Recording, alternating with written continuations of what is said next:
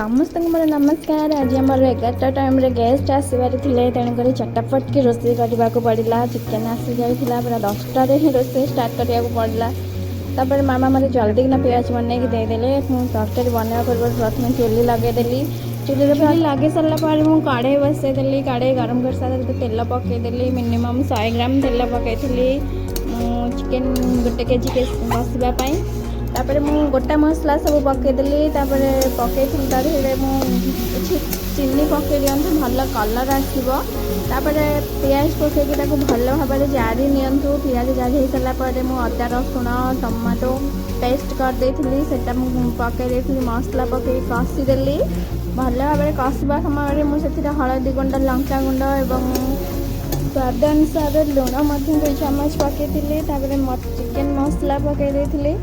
Chicken को भल भाव धोई धाई रखी मसला भल भाव कषे सारापर मुझे चिकेन पकई भल भाव घोड़े घोड़े घोड़े घोड़े कषी।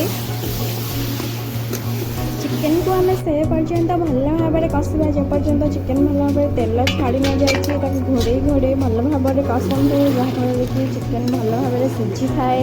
चिकेन भर कंटा भया मांस तो से सब भी भल भाव सीझी थाए।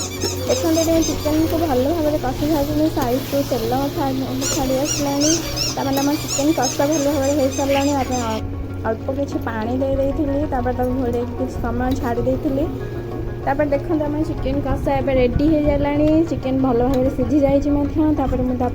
पकई किसी गरम मसला। एवं चिकेन कषा पूरा